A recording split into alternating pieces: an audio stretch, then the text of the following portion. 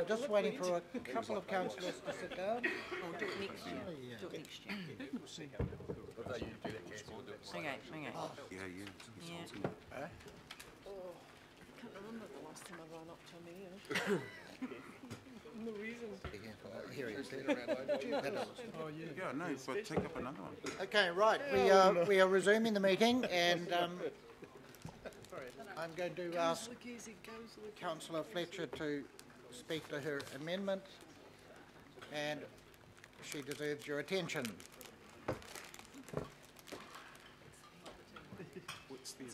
Thank you, Mr. Chairman. And in moving this amendment, I would like to also make some general observations about the budget, the LTP. The last time I spoke, I sort of teased, I suppose, the Mayor that tactically all of his Christmases had come at once with the change in government on the transport policy, and I really do feel that, because from an Auckland perspective, I really welcome the fact that we are going to have a little bit more flexibility to look at, and so I see that as a good thing, and so I wish the government well and hope that we can see this legislation being passed as quickly as possible.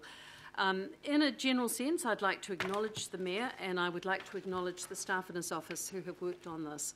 Whilst it doesn't fulfil a lot of the desires that I've got to see more going into the cultural parks and environmental space, I still think it's a bit of a budget light in that department.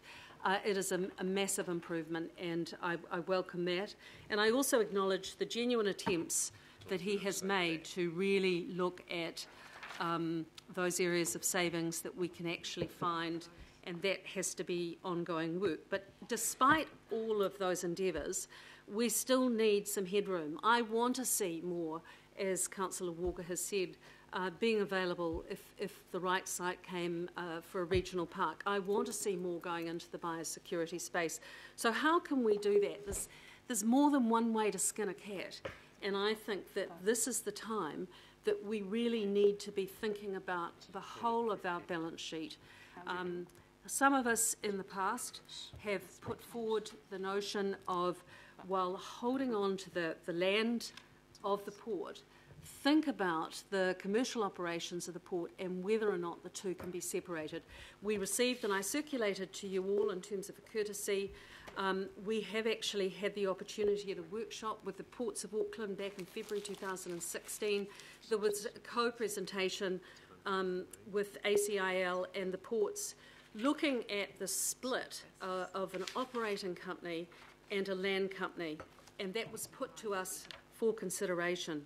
I really welcome that. You've got the port company that's out there looking at the future, and while I know that it's the Mayor's desire to move the port, we have been advised repeatedly that that will be decades away by the time that the location, the consents, the security in terms of funding, construction, that will be many, many years into the future. And in the meantime, we have a governance responsibility to look at the right platform for what is going to deliver what Aucklanders require about the different freighting movements that continue to grow. The plan that the ports have got out at the moment is going to enable a population 3 times the size of Auckland right now. They can contain it on that existing site. So in my desire to actually see more money being made available for those areas that we need to invest in, I think that the time has come to actually ask the public of Auckland that we consult on whether they would entertain the idea of having some separate operator for the commercial, the business activity of the port, while still retaining the land of the port in perpetuity for the people of Auckland. I don't want to go into a lot of the detail in and around the port's current proposals, but I'm satisfied that this wouldn't ultimately compromise the port future study, because we know that even if there is going to be change in the future, it's still decades away. So I would really hope that members can actually look at this and say, this model is a World Bank model. This is the model that our sister cities like Los Angeles, Vancouver has this model, Sydney, Melbourne. You know, we often look to these places in terms of what they're doing in terms of best practice for public transport and so forth. But what is it, you know, what is the framework that they've operated from that has enabled them to make those investments in public transport?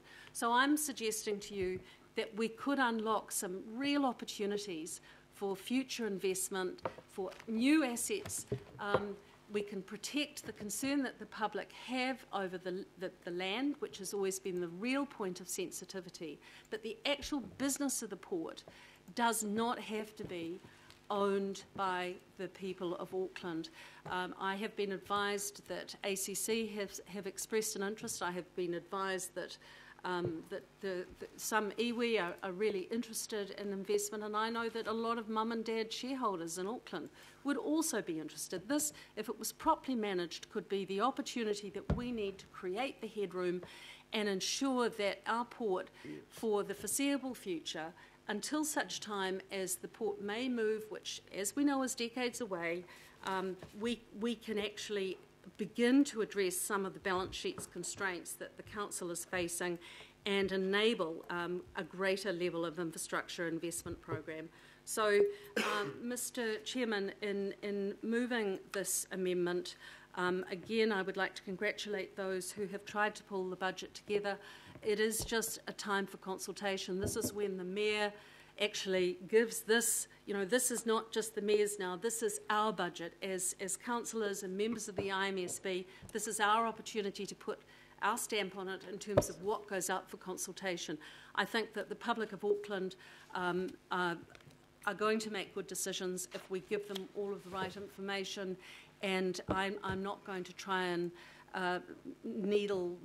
pick my way through this budget today. Even, you know, the Mayor's well aware that there are some other issues within it that I feel are not necessarily as desirable as they could be, but I don't want to do that today. I realise it's a package that he's putting out, but there is a significant hole in that package, and that is why I'm putting up the amendment, and I sincerely hope that councillors and members of the IMSB can give some consideration to that, because the public are entitled to actually express their view on this. Thank you.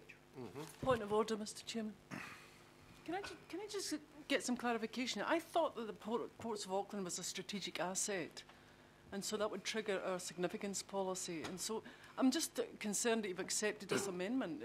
Can I get some clarification about why you've accepted it? Because it seems to me that's just one councillor's view of the future. There's a lot of words in there that would take an awful lot PhD thesis on landlord port model. Just before we go into a huge debate about it, can I just get some clarification about the strategic ownership of the ports and our significance policy? Mr. Chairman, speaking to the point of order, I took advice to the chair. You're going to have Alistair and Ross just to see if we get. I mean, I've accepted that as a suitable amendment. Alistair. The shares in Ports of Auckland are a strategic asset, and any change of ownership in those shares does trigger our significance and engagement policy and require, and I'm probably going to put Danny on the spot here, but probably require consultation through the LTP. I'm not sure what other requirements there would be, but as this is a discussion about what gets consulted on through the LTP. Mr. Chairman, in speaking to the point of order, I went into quite some detail on this.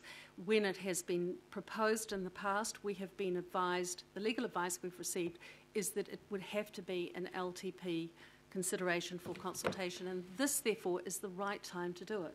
I'd like to hear that legal advice. Thanks. Danny, could you come up, please? And this, could weave your advice into H as well, Danny? The original H.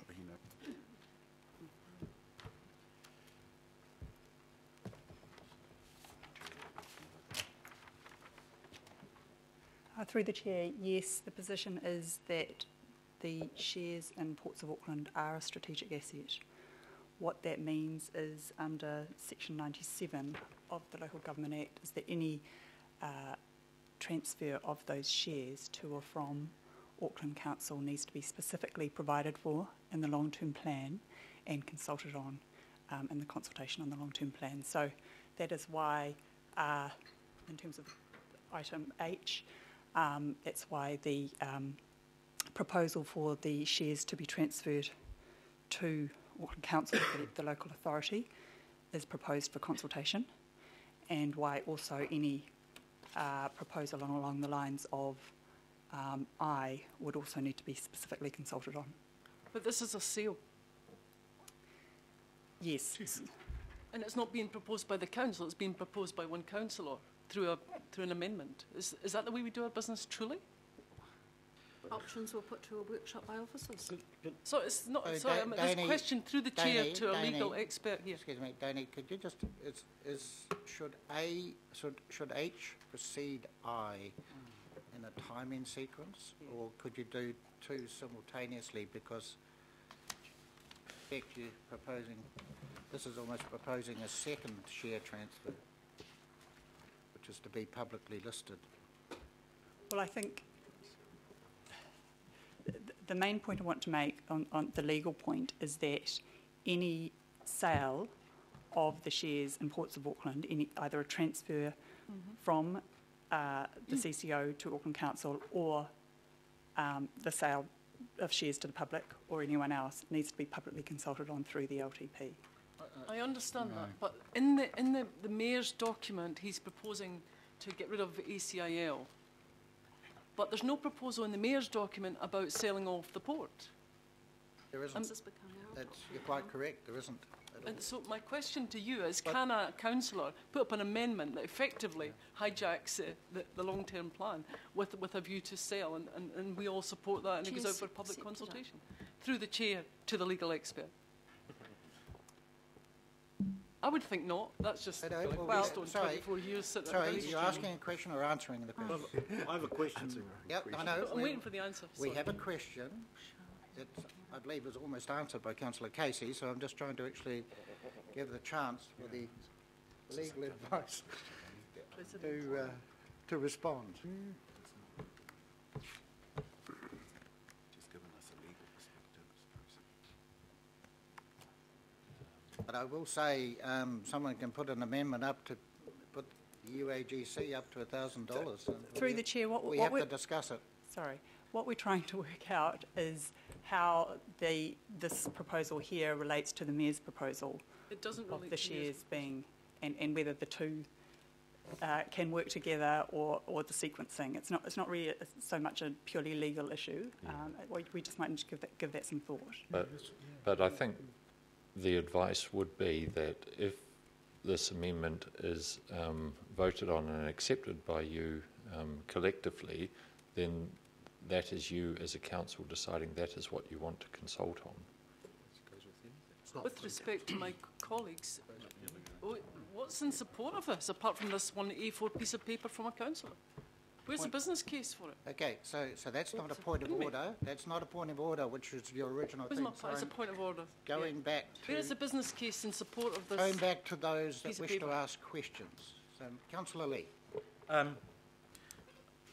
I'm interested to see that not only does the long-term plan cover the whole budget in terms of consultation, but also the sale of a major strategic asset.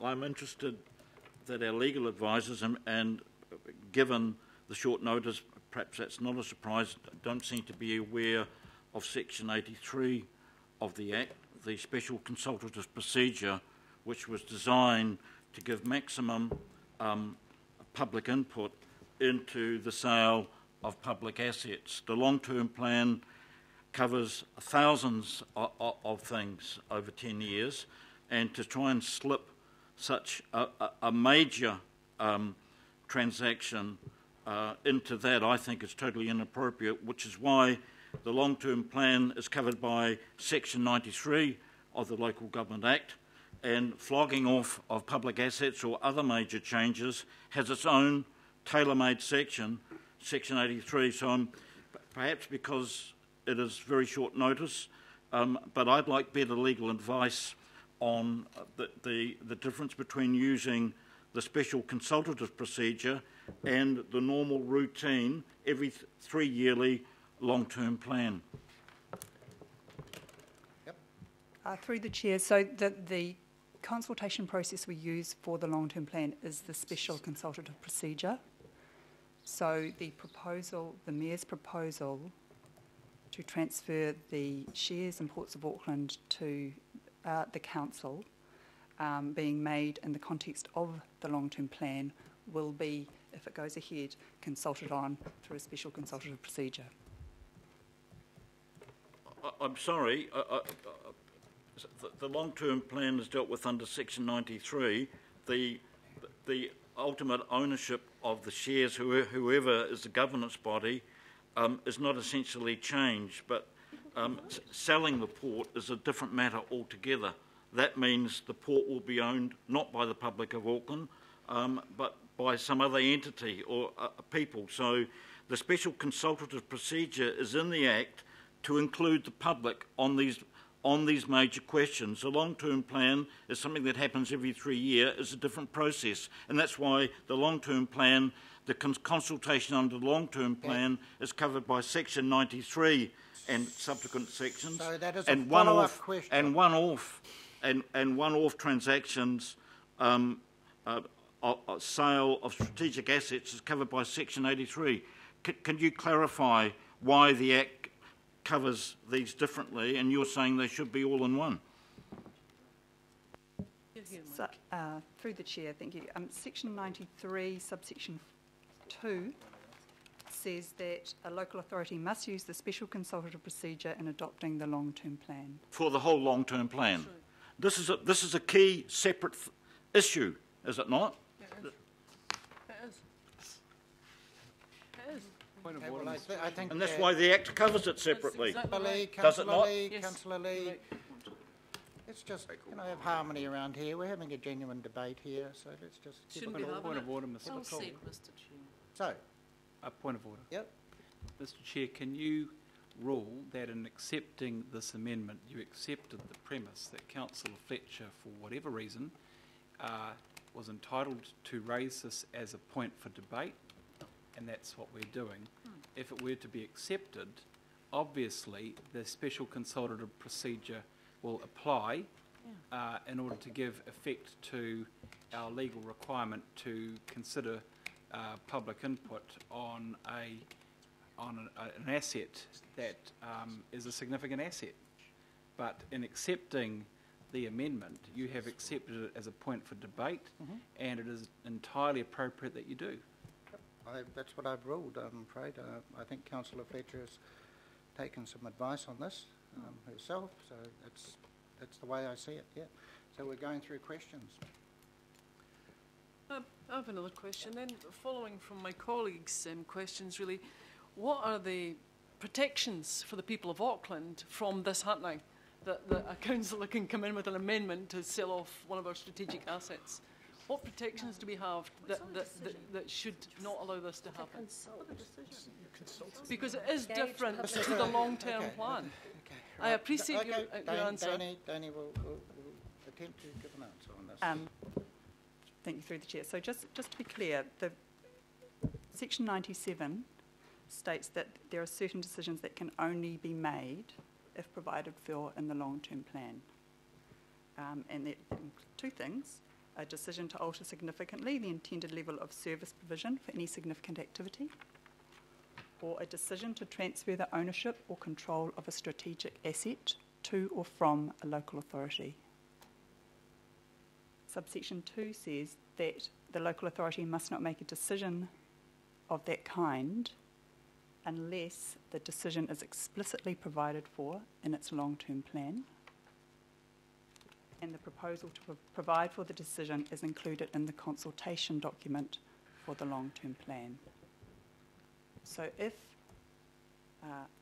the members decide today to consult on a proposal to transfer ownership of the port shares, it is legislatively required to be done specifically through the long-term plan and as part of a special consultative procedure in the consultation document on the long-term plan.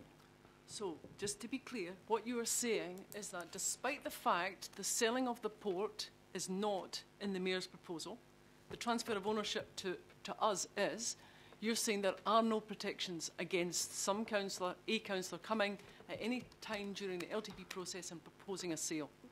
There's no protections. Well, I think the protection would be through the chair that the members have to decide So there's no protections. to That's consult fine. on Thanks. that.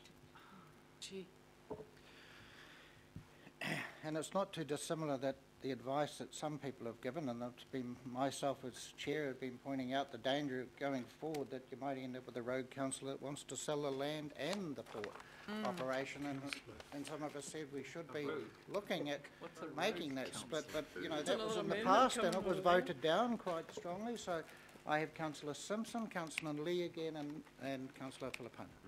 Thank you, Mr. Chairman. At the risk of being called a rogue councillor, I just want to make a point of clarification for me too, please. So this is so the Mayor does this proposal. It comes to, the Mayor can't do anything on his own. So he's looking now for the support for his stuff.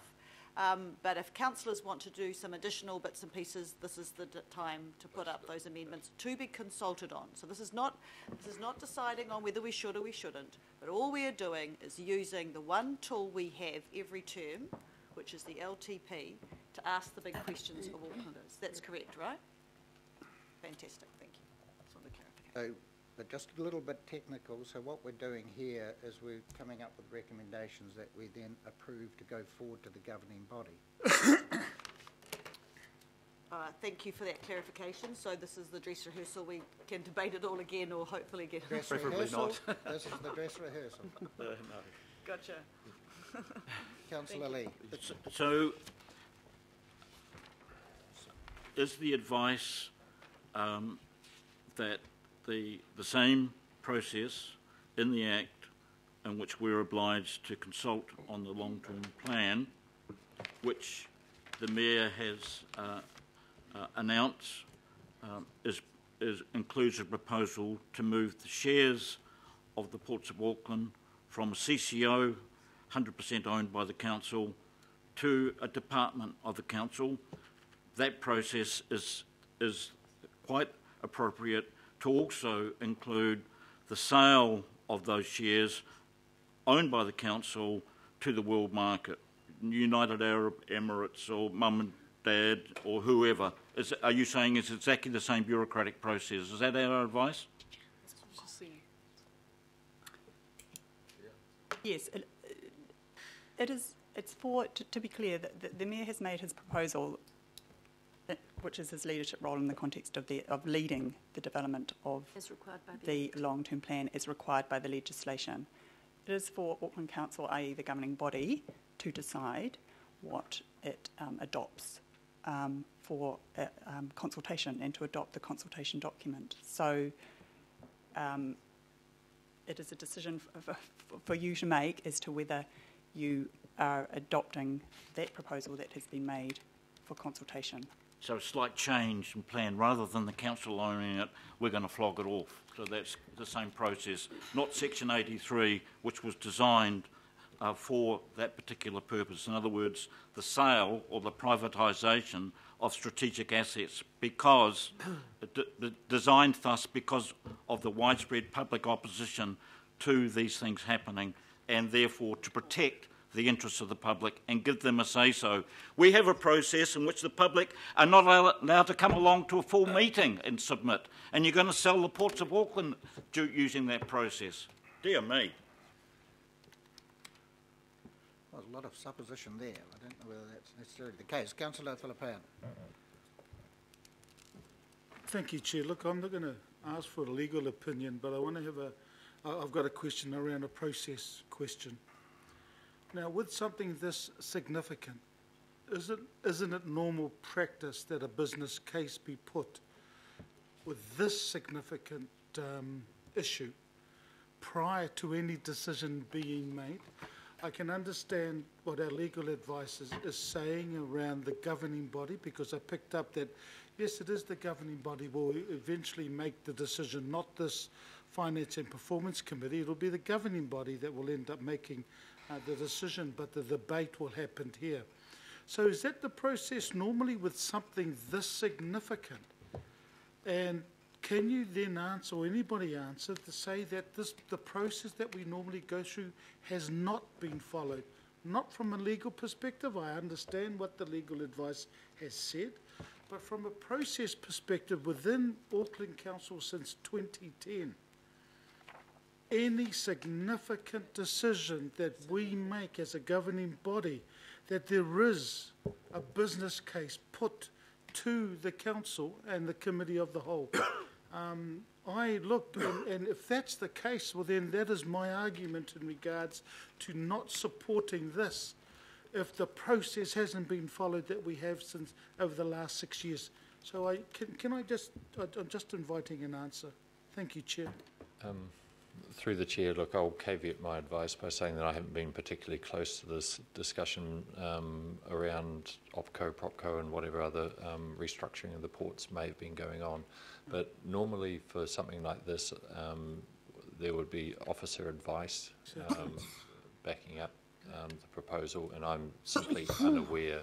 It may have or it may not have been part of the LTP workshops that you've been going through. I just don't know. Yeah. But I would expect some advice around certainly the final decision. You would be required to have sufficient advice so that you could make an informed decision on this. Right. So and just supplementary through you, Chair. So would from your opinion, do you think sufficient advice is being given to us in regards to this decision, which is very significant? We're straying dangerously to the political here, Councillor, but as I say, I'm not aware of any advice that's gone to you on this issue. I'm happy to attempt an answer on that. As the Chair of the Finance Committee, whilst I'm sympathetic to this and the long term, very sympathetic, I would say I don't think there has been a business case. It's too big an item for us to put up, and I think a few of us, and could be the Deputy Mayor and myself, have backed away at the moment, is because there is a very large business case being considered by the government, which is the Upper North Island Port Study, which is going to look really, it's an NZ Inc. In effect, it's an NZ Inc. business case to look at the ports and port reform around the country, because both Tauranga and Auckland have their fingers in the pie everywhere. So this would be a very bold move, I would say, to be bringing this in at this late stage. Whilst it's certainly, anyway, I can't answer it. It's getting into my opinion. So that's, as your Chair of the Finance Committee, that's what I'm indicating. So, Chair, I just reserve my right to speak if this goes any further in regards to our debate. We're still on questions, and we have Cooper, Sayers, Darby, Newman and Simpson. No, that's okay. I wasn't sure whether we're still on questions, so I'll wait until time to speak. If there's time to speak. Okay. Councillor Sayers. Yeah, I was the same as Councillor Cooper, Mr Chair. I wasn't sure if we're in debate or questions. Well, this is the LTP, so people manage to blend opinions into their very long questions. So, Councillor Darby. I was going to speak to the amendment, not... No, okay. Councillor Newman. Just on the... can I ask a question in relation to the special consultative procedure, noting that we don't have public hearings in the long-term plan, but there is a requirement because of significance of this particular proposal that it would go through a special consultative procedure. Would that require a hearings process, so that would have to probably be supplementary to the consultation, or are you able to elaborate on that? Yes, through the Chair. The whole of the LTP is consulted on using a special consultative procedure. We are required to provide opportunities for spoken word interaction, and we do that now through the Have Your Say events. So no, there would not be a specific requirement for a hearing. Councillor Simpson. Thank you, Mr Chairman. Could somebody please tell me whether the business case or the suggestion that this amendment occur was covered in either the Cameron and Partners or EY report? It was. Ross. Okay. Yeah, so the Cameron Partners and EY report, the Cameron Partners and EY reports sort of covered the concept of changes, landlord type model. So it talked at a high level about the possible opportunities there.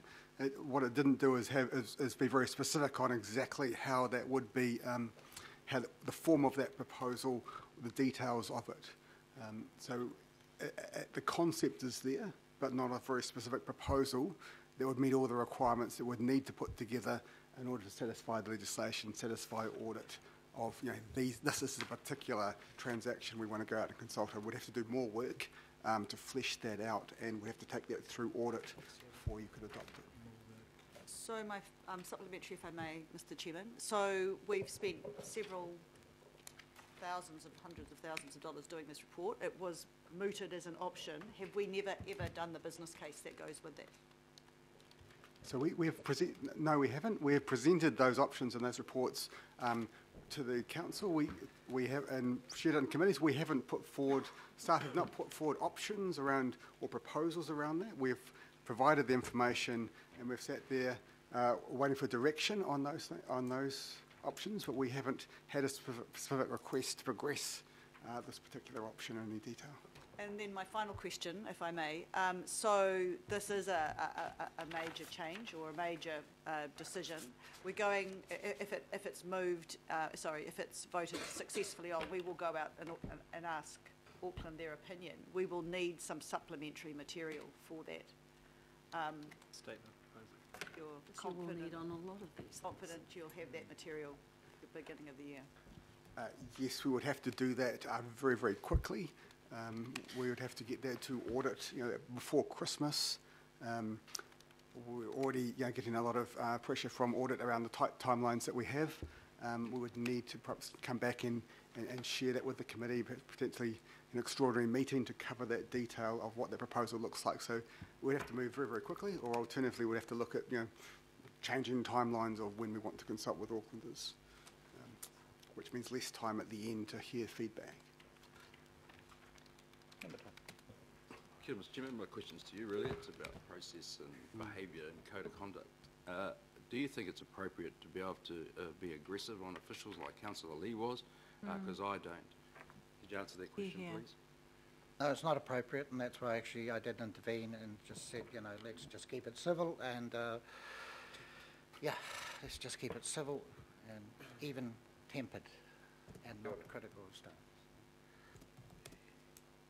Mr Chairman, Councillor Collins.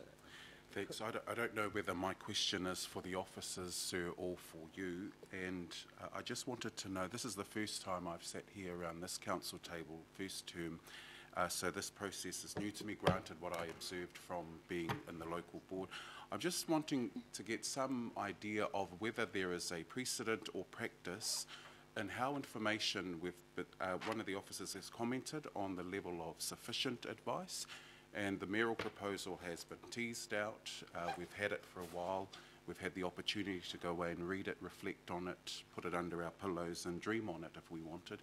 The point I'm asking though is, what I'd like to get clarification on is whether there's some kind of precedent as to what level of information is presented to us prior to us voting on what goes out to consultation. Well, I'd have to ask someone who's been around for 6 or 7 years. Today, I would have thought this was unprecedented given the significance of this issue. So I will say that this is a very significant issue that we are discussing here. Yes. Ross, were you going to? Well, I guess this isn't something we've done regularly. I do recall prior to amalgamation where I worked at Auckland's City Council, there was a proposal around airport shares with Canadian Pension Plan and Dubai Aerospace, There was significant work done with external consultants engaged, external lawyers engaged. It took sort of several months to work up a firm proposal, and then take that through the SCP process. So trying to do this in a short space of time is extremely difficult and challenging. I guess the risk you'd run is not having sufficient information, or the quality of that information could be poor if you tried to rush this. But yeah, very difficult. I don't know if Cameron, if Alice would like to comment. I think the only thing I'd like to add to that, Ross raised the issue before of the consultation document has to pass the audit test, and to get a proposal of this magnitude signed off by audit in a time frame that would still allow us to consult as planned would be challenging. Yeah. Supplementary, Mr. Chair. Sorry, can you explain the audit test? Can you just elaborate on what you mean by that? Yep. If I knew what auditors wanted, I'd be a very rich person, but maybe I'll hand over to Ross. So the audit test is that audit would look at the consultation materials we're putting forward. They would want to make sure that that provides a good basis for consultation, that it's well informed, that it's supported by good underlying information, and they'd want to see evidence of that information. Okay. The legislation sets out a number of information requirements you would need to have, including details of a proposal, the reasons for the proposal, a consideration of multiple options. Perhaps Dana could comment on the specific information requirements that might be needed. Certainly. Yeah, so it's important that so what the Auditor General is looking at is whether the long-term plan will give effect to its purpose, and also the quality of the information and assumptions underpinning it. And essentially the consultation document must set out for Aucklanders all the key issues that Auckland Council has determined are key issues, and the choices that need to be made. So Audit New Zealand is looking at the effectiveness of the consultation document and the assumptions behind it. Thank you. Danny, could you just comment? We have a slightly more beefed up audit committee this time round, which is wanting more oversight of this proposal, our proposal. Are there any potential hiccups there in a different vein rather than the quality of the consultation device? I mean, would the audit committee, could it be looking at other things, whether it's increase in value or destruction in value or whatever of our port, as an important asset of part of our portfolio? Is there anything that could be different through that committee this time round than in the past? So the audit committee, there's no statutory requirement to use the audit committee for the long-term plan, but we think, but the Office of the Auditor General thinks it's a good idea. The chair of the Audit Risk Committee thinks it is helpful, and we agree. So we want to use that committee to provide greater assurance around the compliance with the long-term plan. So basically it's an added extra level of assurance. We think it's helpful. Timelines are already challenging. This proposal, again, would make it very difficult to practically manage getting that proposal together through the Audit Risk Committee, and then out to public. Through the Chair, if I may, just one further point that might be helpful for members is just to note that, I think we've identified that there would need to be quite a detailed business case made to support this proposal, and that would need to form the basis of the consultation. It would need to form part of the supporting information that's adopted to go out with the consultation, and the timelines for that are challenging, if not impossible. There is an alternative pathway, which is that the long-term plan can be amended at any time.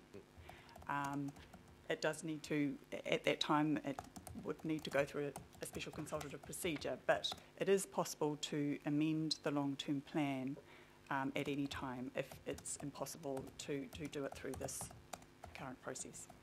Mr. Chairman, there's been I've taken offence at perhaps some maybe unintentional assertions that this process has been shortchanged. I have on several occasions attempted to have this issue brought before council laws. Now, we have the requirement that the mayor Sorry, puts... point of order. Just a question. Point of No, order. How many speaking terms are you allowed? I've taken offence, and I just want to, as someone who is very respectful of process, give everyone the assurance that I have carefully presented this to you today because there has been no other opportunity for me over the period since amalgamation in 2010 to advance it, and all of the advice that I have had when I have asked for a business case or further information, it has to be part of the LTP. So I have carefully brought it to you today, you might say in a private member's bill capacity, for the consideration, and I thank you for accepting my amendment, Mr. Chairman. Thank you for the clarification on it, but I will say we have actually had opportunities in the past where things have been soundly defeated. So, not one more question, two more questions. Councillor Casey and Councillor Watson. Yeah, I'd like to hark back to Whananaig Feso Collins' question with regard to information to councillors. I've heard your answer with respect to the public, that before it went out for consultation, you'd have all the stuff, but I'm asking you again, and I'm sure the auditors are looking at this, but as a councillor making a huge decision on this amendment, is this sufficient information through the chair with regard to what is the World Bank model? What does it mean to be successfully implemented? What about the 6 countries mentioned in this A4 sheet? What truly does the landlord port model mean? And if I can't answer those questions, you know, like I don't know what this means. And so no disrespect to Councillor Fletcher, who has taken advice, whatever that means, and produced this A4 sheet. But we do not come in here and make decisions based on that, do we? And that's why this should never have been allowed. This is not sufficient information for us to make the decision, which you will then get all the information about to go out to the public. So who actually wrote that? Who actually wrote that? Wrong questions. So your question is the same. The question is somebody needs to tell me. Who wrote it really? Who thinks this is sufficient information, and it's jargon for each of us to make an important decision about the future of one of our strategic assets. That is a question that You're saying it's okay for us to go ahead and vote on that. It's nonsense. It's a question that Councillor Casey is asking all of us when you consider your vote. So I'm moving on to Councillor No. Watson. No. It's actually a question. If somebody on the staff would like to answer it, or legal, I don't care who answers it. This is insufficient. If the auditor was here, they'd be up here and he'd be saying this is not sufficient. Okay, look, I see Alistair's leaning forward. I should be more careful with my body movements. I will answer the question in a similar way to the chair. I think I have not seen that advice, so I cannot give a professional opinion on whether it's adequate. I think it is more a question for each of you. If you do not feel that you have sufficient information in front of you to make this decision, then I would suggest that you show some caution and not support it. If you would like more information about a proposal to move to a landlord model, then you also have it within your power to pass a resolution instructing us as an organisation to come back to you with more detailed advice on that. Councillor Watson. Thank you, Mr. Chair. My question is actually to you. I'm just sitting listening to the various comments here, and notwithstanding Councillor Fletcher's frustration to get this matter heard and attempt to bring it up, that's something I would share with her. And on some occasions it is hard to get matters brought before council. But Mr. Chair, you've just heard the officers use the term to meet the consultation requirements, it would be difficult, if not impossible. I think that was a verbatim quote I heard.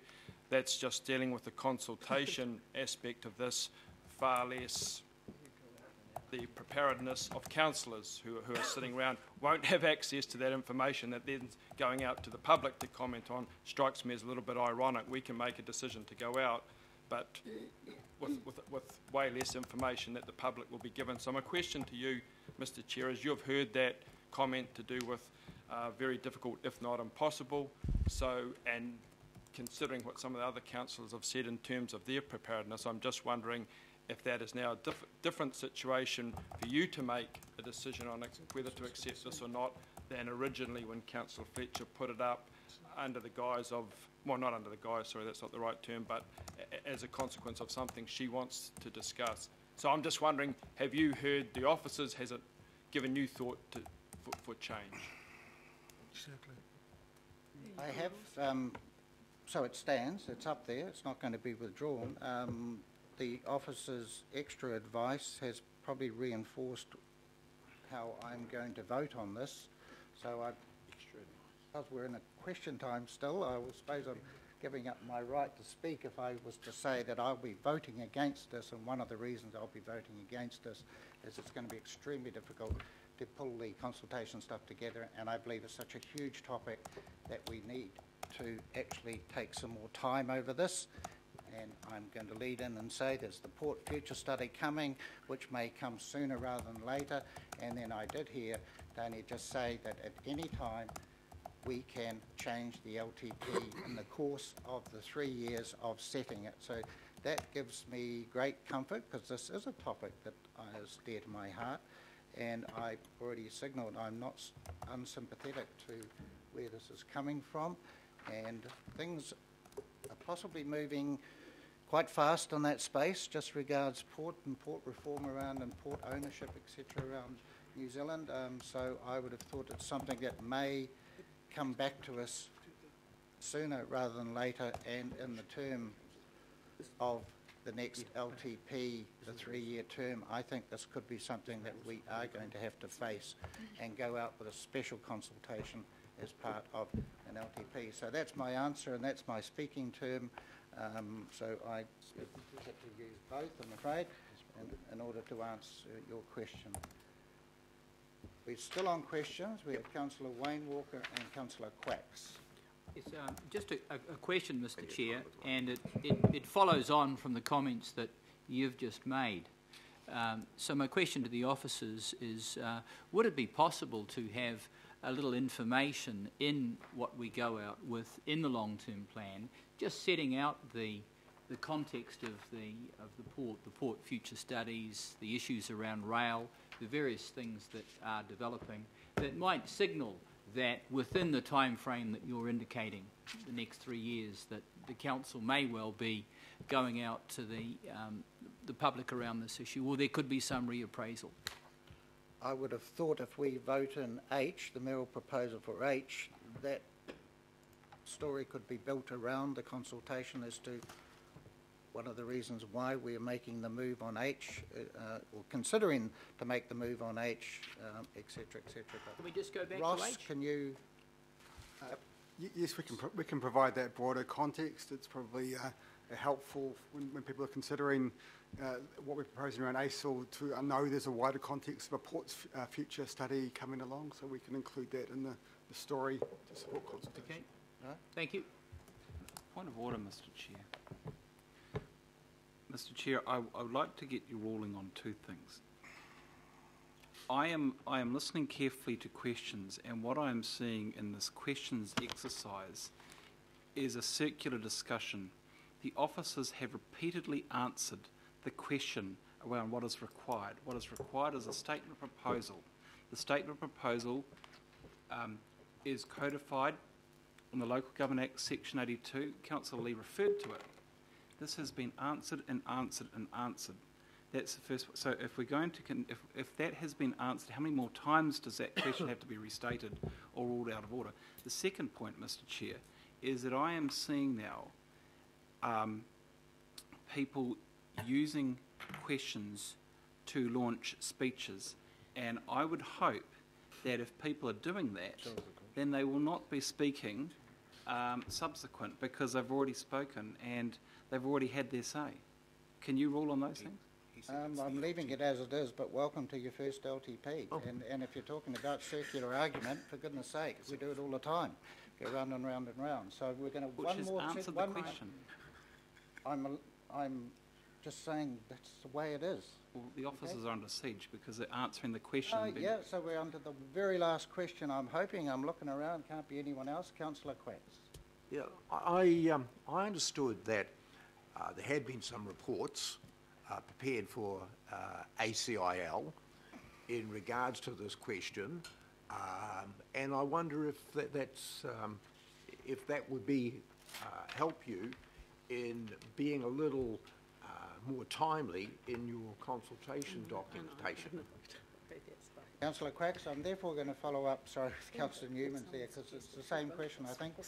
No, it's not the same question, Mr. Chairman, in all due respect. But I think they're aware of all the reports, but the only thing that's going to alter their response, which is going to be the circular response, which is saying, we just don't have the time, we're going to be under incredible pressure. Would the answer be any different than that, whoever's going to make it? I'll go out to the limb and say no. Okay. One more question, Mr. Chairman. Yep. Given the complexity that we've already noted in recommendation H, how does that differ from the complexity that's been raised by some councillors around Councillor Fletcher's amendment? Well, I could give a response. I think, you know, number H is a small can of worms. This is a very big can of worms. That's really my answer to that question. Okay. Very good answer. I hope we put that in the consultation document, Mr. Chairman. Right. No, that's not a satisfactory Speaking answer. to or against. I'll speak to it. And we've got... Against.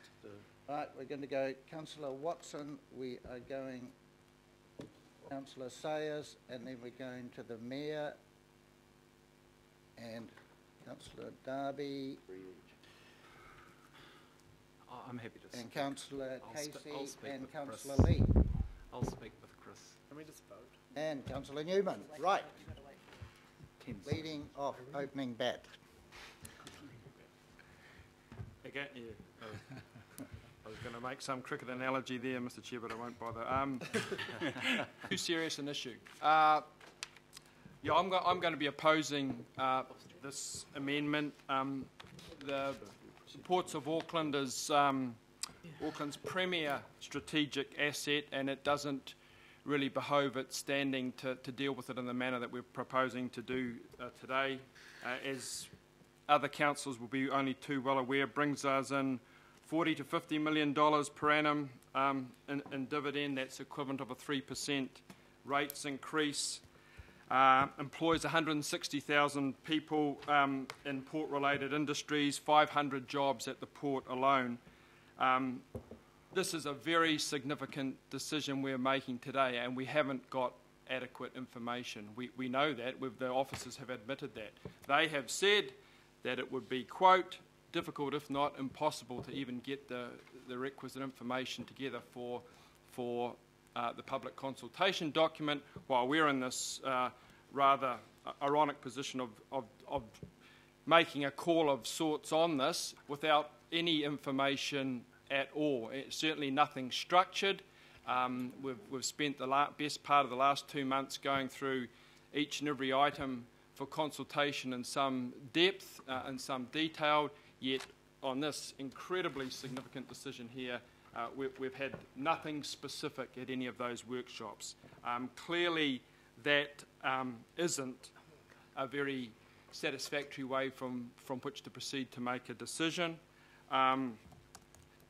We would need to have considered whether any infrastructure spend that might come up out of this might offset be offset by the income stream that we would lose. There's some pretty serious financial considerations here that we just haven't had any oversight over at all.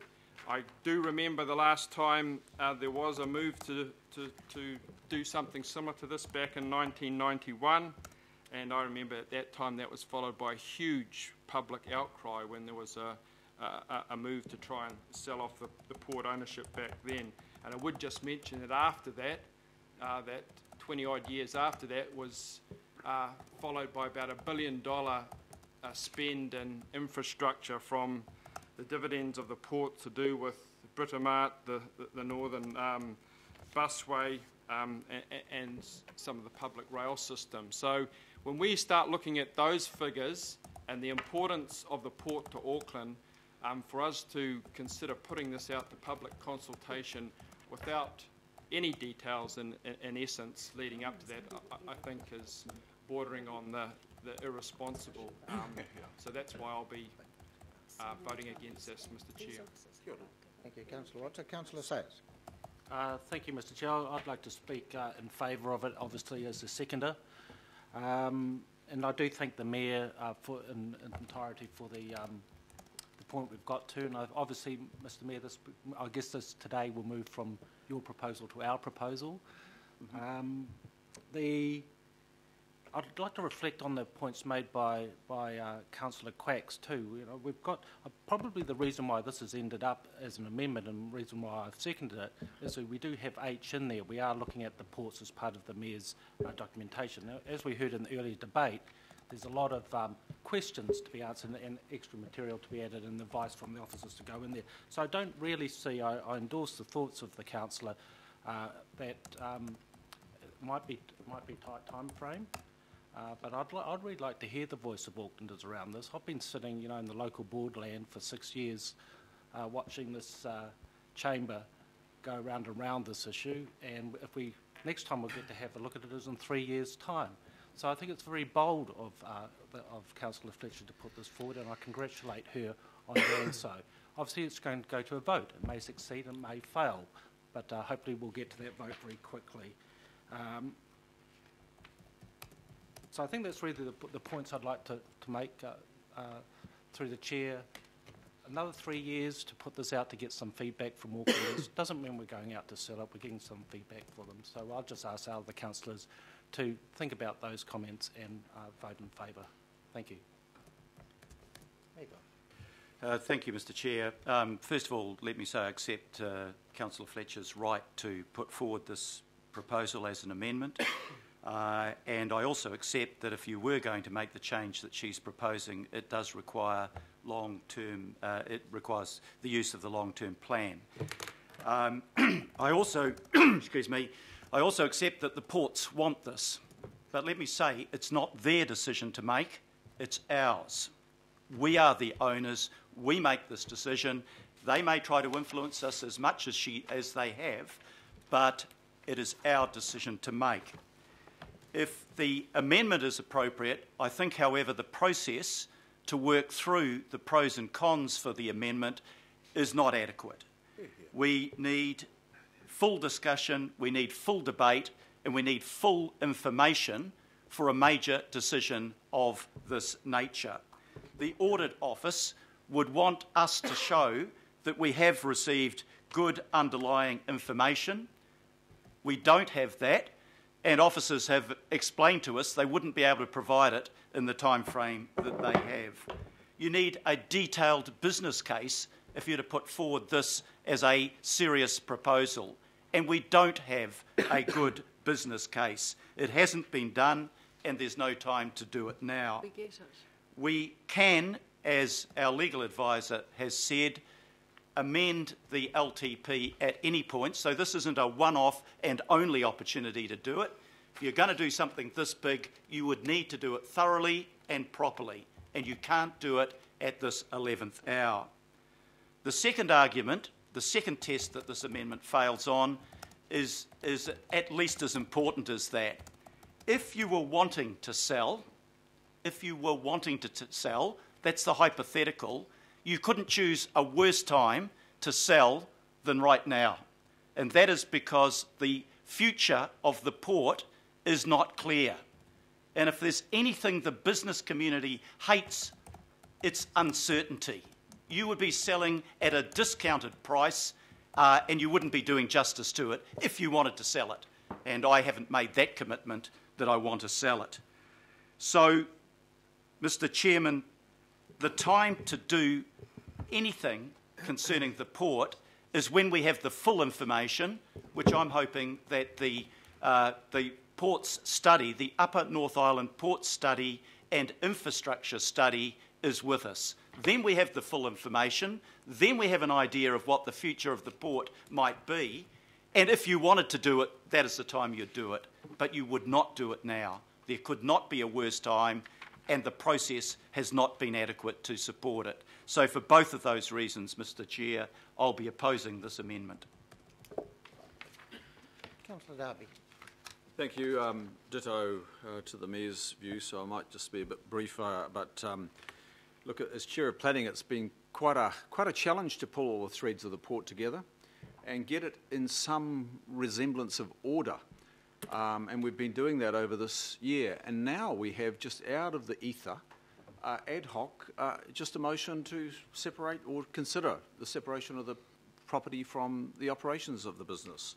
And members, I just want to remind you that we have struggled to pull the threads together. Let's keep this orderly and not revert to type of councils before us and legacy councils and the manner in which they've addressed issues around the waterfront and the port, which has been very ad hoc and disordered and lacking evidence. And we are seeing a complete lack of evidence before us here today. So while there might be some merit in this motion in the future, and I think it will probably come up, there's no merit in the motion today. There's no supporting documentation. There's no movers report. If it was a notice of motion, we might have an A4 to go with it, but we don't have that. We do have Councillor Fletcher's email at 9:09 where she says there is merit in the OPCO-PROPCO. She says there that the land is the strategic asset and should not be sold, but then she goes on to say the business of the port is another matter. That is, alluding to it not being strategic. I say both parts are strategic right now, and they will continue to be strategic until we say otherwise. I think we need to be very careful about being an oracle for the port company in the absence of, really dense information. Mr. Chairman, I take offence at that. I developed this idea. Mr. Chair, I am not an oracle of the port company, and for those who have sat around this table, they will know for the last, since 2010, I have advanced this proposition. Mr. Chair, it is not a point of order. Yeah, keep going. That's the 8th speaking term. Continue, Chris. So I really want to stress that also in Councillor Fletcher's email, she says the Mayor dismissed this proposal. The Mayor, in his proposal, did not even consider this. So how could he have dismissed it if he did not consider it? There are a lot of things around the port that the Mayor did not consider, but he definitely did not dismiss it because he didn't consider it, and he didn't put it before us. And if you look at the documentation in the attachment, and I think I've got a different one, I've got a different copy, and I think it's paragraphs 101 to 103, there is no suggestion that the Mayor dismissed it. He just didn't consider it. So that is my view, Mr. Chair, and I'll be voting against this. Thank you, Councillor. Councillor Casey. Oh, for me, this is all about process. And first, I would like to talk about who's not in the room. Ports of Auckland are not in the room. Auckland Council Investments Limited, who we're still paying at the moment to govern on our behalf, they're not in the room. There is no business case in the room that I've seen. There's some missing documents as well. I'm talking about the advice that we do have to relate to this vote. Mentioning here the draft 30-year plan for the Ports of Auckland. Anybody got that just handy? No. The Cameron Partners and Ernst & Young reports. Seen them? No. There's mention of a workshop in February 2016. I thought those were confidential, but maybe I'm wrong. Maybe we can now talk about anything that we hear in workshops. I'd like some advice on that particular statement that's in this email. And then there's a report to the Mayor. Now, there's another secret document I have no knowledge of. Maybe, Mr. Mayor, you could let me have a copy of that. And your dismissal letter as well would be really welcome, because that's what... I'm not finished my report. So this is, I'm basing it on what I do have here. So the Mayor's dismissal, I'd like to see that. And I'd like, you know, normally when we ask questions, my first question would be, what do you mean by successful implementation? And what's the difference between the World Bank model and the landlord-port model? I haven't heard any speeches that actually adequately explains any of this. So that's what you're voting on. You're voting about putting this into the long-term plan consultation document. This isn't even English. Sorry, Christine. But you don't mean, when you mean to sell something, you say that. You don't say simultaneous recapitalisation. That's weasel words. And we shouldn't have any of them ever in our consultation document. Apologies. Whose advice was it that we've heard about that Councillor Fletcher took? She mentioned, I'm just repeating what she mentioned, the advice I've received. I'd like that advice. Could I see it too? Because that's what I usually ask for if somebody talks about having something. I want to see it too so I can make my decision. So I think that's enough. I'm saying a big no to this. It should never have been on our discussion today. And yeah, watch all these amendments that are coming up next, folks. Elephants at the zoo, anybody else. Let's have a jamboree. Because this has turned into a farce because of this. Targeted rate it means for that elephants. everybody can bring an amendment just after lunch. We'll all be sitting in a huddle out there. We'll have 21 amendments, most of them about important things. And we'll be here for the next 3 days, because that's what this has opened up. And I'm very disappointed that we have no protections against this. There you are. Councillor Lee. Thank you, Mr. Chairman. Monday mornings are depressing enough without receiving emails from, of all people, Councillor Fletcher about privatising the port, but this is a matter of process. The long-term plan is comprehensive and complex and costly enough without, at the last minute, in terms of releasing documentation to bring in an issue such as this, which is very emotive, very political. Privatisations of strategic assets are so odious that all the main political parties are anxious to draw lines under it.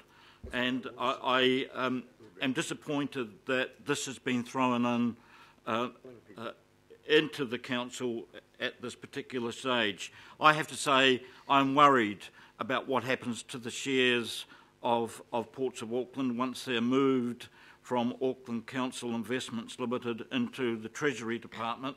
But I never expected it would be a one-step process of moving them from ACIL and then flogging them off if this motion was to go through. I don't want to address the privatisation issue, except the way this is worded is that it's privatisation by stealth. And given we're in a process to inform the public as much as we can about their long-term plan, it's not very helpful. And I have to say that the authoring of those words are frankly disappointing. Let's think about it. We have a process where we're going to ask the public whether they would consent to paying a fuel tax. We're going to ask the public, the ratepayers, whether they're going to consent to move from some sectors of them, from residential to business rates. We're going to ask the public, all of them, whether they're going to pay targeted rates. Imagine what their response would be to all of those questions if at the same time we included a proposal, oh, and by the way, we're going to flog off the Ports of Auckland for about $1 billion. Are you still keen on that fuel tax? Are you still keen on those targeted rates? Are you still keen on the 15% rates increase you'll get if given your property's gone up for some people? I don't think so. It's not helpful at all. Not helpful to the public, not helpful to the work of this council. It's a divisive matter to inject into the long-term plan proceedings at this stage. I'm disappointed that it has been raised and in this way, and I'm disappointed that the attempt was to try and slip it into the long-term plan and avoid the special consultative procedure. So I would certainly be voting against it on process alone, let alone the odious of privatising the people's asset. Thank you.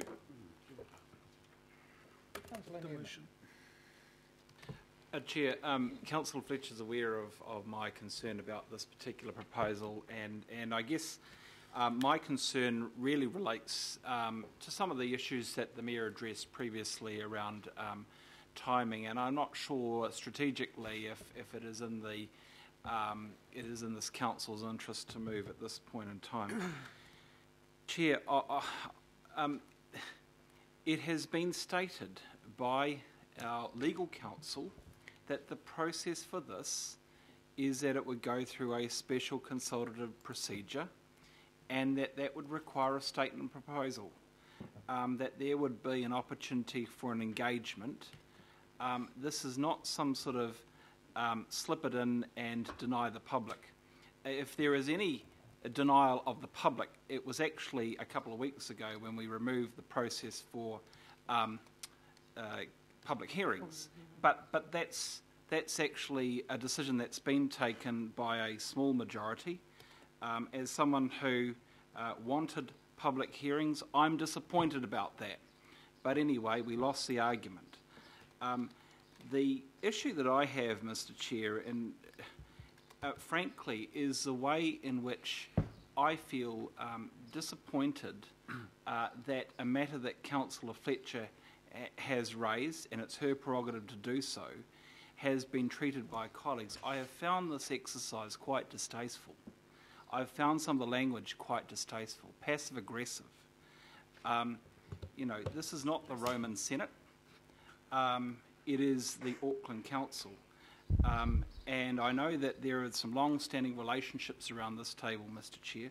I'll say this, nothing in politics stays the same forever. You just never know who's going to sit around the table in the future. You don't know where those power relationships are going to lie. So I would say, Mr. Chair, that whilst Councillor Fletcher's proposal is not one that I necessarily support, I want to express some sympathy for her amendment, frankly as a matter of protest, because I believe that she deserved better than what she got today. There is no doubt that this matter deserved more consideration, that if she has not been able to have this matter brought through a proper process of debate and consideration prior to now, then that needs to be addressed. If it is voted down, then she needs to have the means for this to be properly and objectively considered with the advice around the merits, the risks, and that needs to be subject to consideration subsequent to today, because I do agree that this matter will need to eventually be landed, and I have seen nothing at this stage to suggest that it will be landed other than an external process through an Upper North Island port study, of which, frankly, we are not the primary sponsors. So, Chair, I am disappointed with this debate, and whilst I don't, frankly, want to see this proposal proceed, I express my vote, frankly, in protest at the way in which Councillor Fletcher has been treated. Admit, Councillor Newman, at times this is not the Senate, sometimes it resembles a Colosseum. Councillor Cooper. I think a lot of what Councillor Newman said I agree with. I mean, this amendment I actually do support in principle, but I think today, hearing the debate, I think it does warrant a much bigger discussion. Councillor Fletcher and I agree. Some of the things that have been said to you have been very, very rude, and it's not acceptable.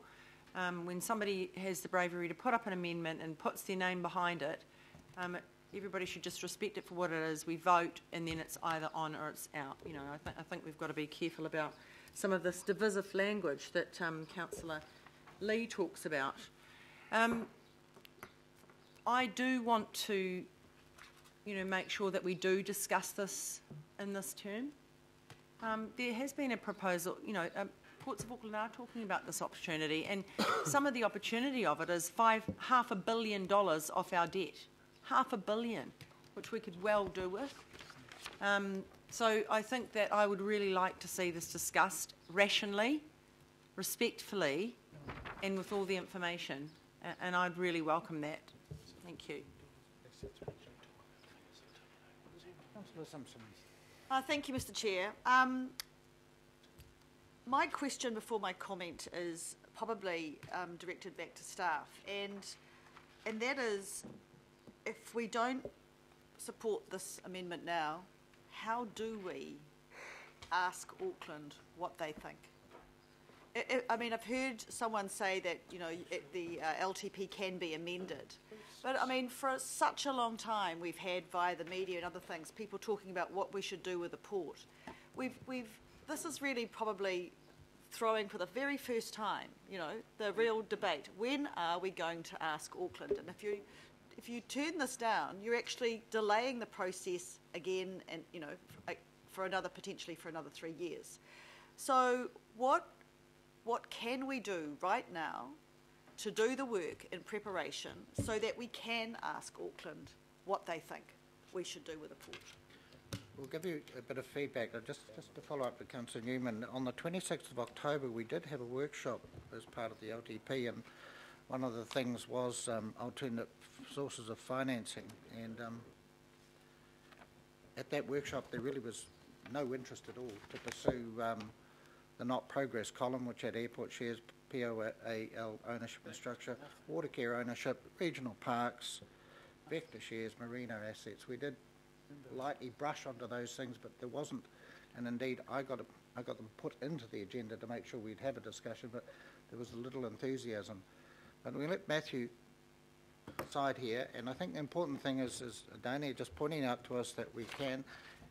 So how in the course of the 3 years, how do you get we go out. the So we're business just case? Matthew's just going to update here. That's what today's about. Thank you, Chair. So what you would need to do is direct us by resolution. So with your colleagues, I think you'd need to put to the vote a resolution that staff are required to undertake full analysis around the proposal here, which is the Landco-OpCo model. So I think it's fairly clear that's the step that you'd need to consider. And alongside that, what you might want to consider is sort of timing that works for that or not, particularly having regard for where the government is currently at. But that's your, that's your issue to think through. So I accept that. So a second question, if I may. So if that resolution was put forward to F&P, like this meeting, like today, when then do we ask Auckland? If we're supposed to use the LTP process to ask Auckland what they think? So, through the Chair, as Dani explained, we must put an LTP together every 3 years. At any other point, we can amend the LTP. When you amend the LTP, it's a non-trivial exercise. You must use a special consultative procedure, but Dani's explained we can undertake that work pretty much at any time. So that would mean we would use that could cost a lot of money, couldn't it? Could just do for a special... Well, the other, through the Chair, perhaps the most obvious opportunity whereby we minimise cost and we align to other processes would be through an annual plan. But it's simply that annual plan would house within it an explicit SCP in relation to this issue.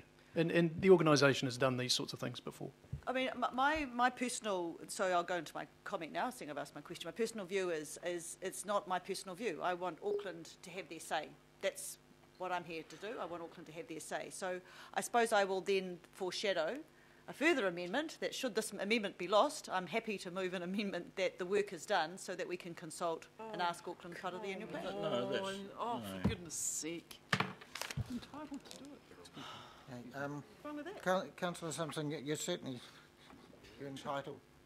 Just to embarrass the new government. It probably. Entitled to, but I mean, all I just say to the councillors, the government has promised a port future study, an Upper North Island port future study. I mean, and I just emphasise between Tauranga and Auckland, we own or part own or are in agreements with pretty well just about all of the other ports in one form or another. The time would be after the Upper North Island study, and it may be that we really sensibly move very quickly after that to do perhaps this, to perhaps consider capitalising, putting it out on the share market.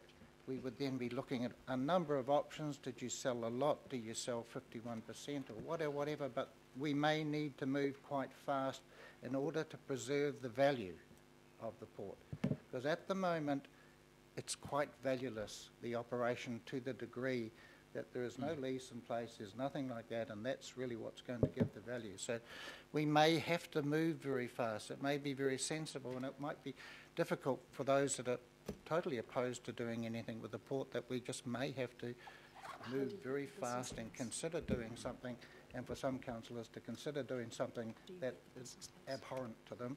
But when we're talking about trying to preserve, realise and importantly enhance value, that's what we may have to do.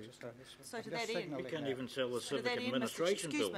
So to that end, Mr. Chairman, would you be happy to second the potential second amendment to actually do the work? So at least we've had the work done. No, I won't, because I think that should be after the Upper North Island port, study It's not starting saying to when get it's results. happening, it's just having it ready to But we're always behind the 8 ball. We need to be prepared. And so if we get the work done now, at least we're prepared for whatever happens. This is our port. This is not what somebody else wants to do with it. It's what we want to do with it.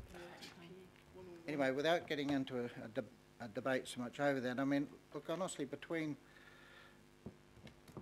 those that make up the government, there may not be agreement as where to go. And then we've already got one partner in the government that's made pretty bold statements about what's going to happen with this or that. That's exactly when that we need is to yet to be protect it. reflected in the agreement by the coalition government. So I think we just need to be cognisant of that. Councillor Collins.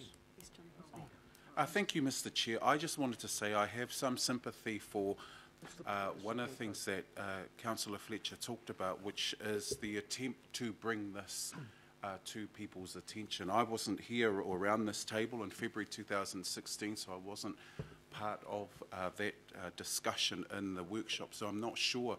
But I think what's lacking here for me is the evidence, and to go to this. One email, an A4 sheet of paper isn't enough for me, and I understand the sentiment, which I take on board, but in the end, for me, it's not enough. So I think about this is something that's really significant for Auckland to consider, and if this proposal is to go through, it would be easier to get something like this through than it would be to get a $5,000 grant through the Community Development and Safety Committee. And so I think we've got to be really careful as to the kind of messages we're sending out to the community. We would say, let's go out and consult on something as significant as this, but we'll make it really hard for you to get a grant for your local activity that you're doing. So for me, in the end, we've talked about whether there's sufficient advice that's been given, sufficient information. I don't believe that we've got, that I have sufficient information in front of me. The councillor talked about these kinds of operations in Melbourne, Sydney, LA and Vancouver. I'd like the opportunity to go and think about those things, to read material on that. So at this point, I'm not satisfied that I've got enough information to be able to make a decision to support this, but I completely understand Councillor Fletcher's frustration in not being able to bring this to some kind of discussion table. Right, well, we're going to put it to the vote. Mr. Chairman, By just a quick division. question. No, we've got By Councillor division. Fletcher's got the question. ability, a question, but you have the right to reply if you wish. My question is, as I've heard from Matt, that unless there's a vote by this council, the officers will not put forward the business case. So it's the chicken and the egg. My question is to Mr. Walker, is how can a councillor access the information required? Point of order, Mr. Chairman. Have you given Councillor Fletcher the right of reply to this? It's a question. This is an amendment. There is no right of reply. There's no right of reply. I have a question. We're letting her have this. We're just about to take the vote. Let's just show some respect across here. This is the last We're letting Councillor Fletcher conclude this with a question. So my question is, as someone who has wanted to have more information on this now for over 6 years, how I can get that information?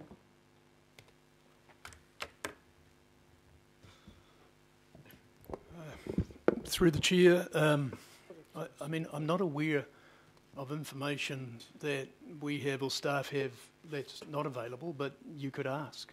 So we, you know, I don't think we're withholding anything. I was just trying to be quite specific and deliberate about the action of directing us, because then it makes it pretty clear, and we know the task, and we would go about that in a really professional way. But I certainly, I don't feel like there's, you know, information that we're holding back on. Mr. Chairman, respectfully, I have two other CFOs.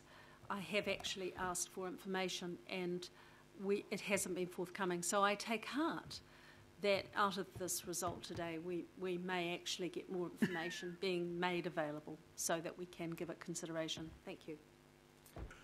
By division.